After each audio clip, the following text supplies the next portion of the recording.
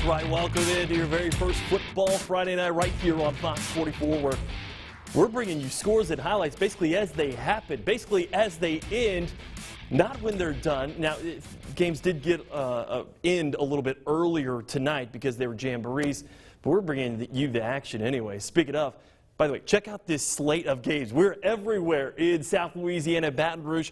First, though, let's go to our game of the week. Let's go to U-High. Taking on Parkview Baptist. Yeah, beat the Eagles. They're not playing in the regular season, so they got to settle it in a jamboree or maybe even playoffs. Speaking of playoffs, this guy has seen plenty of big games. Connor Joffrey maybe could be the Football Friday Night Player of the Year. He certainly played like it last year, but that time coughs it up. And August Omsteady with the recovery, actually, and the tackle. U-High really couldn't convert, though.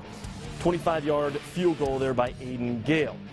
A couple possessions later, Eagles trying to go through the air this time sacked by Leland Jones. Nothing doing really all night on either end for either of these offenses.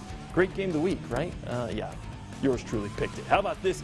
Another pick right here. You can see the coach's kid, Cole Maye, with the pick. Final of this one, a defensive struggle to say the least. 3-0 as Parkview would actually not get that field goal to go. Now let's send it out actually there to Jeff Boss Field, where we find our very own Morgan Beard. He's been watching it all night. Morgan, what did you see out there? Clearly not a whole lot of offense.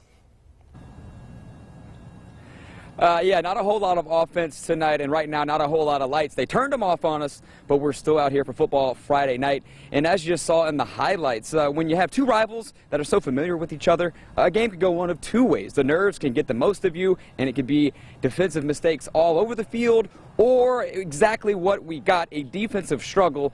3-0 to end the Jamboree game in favor of U-High. And Brian, you saw the highlights. You did the highlights for the people out there. A lot of turnovers, a little bit of shaky play on the offensive line.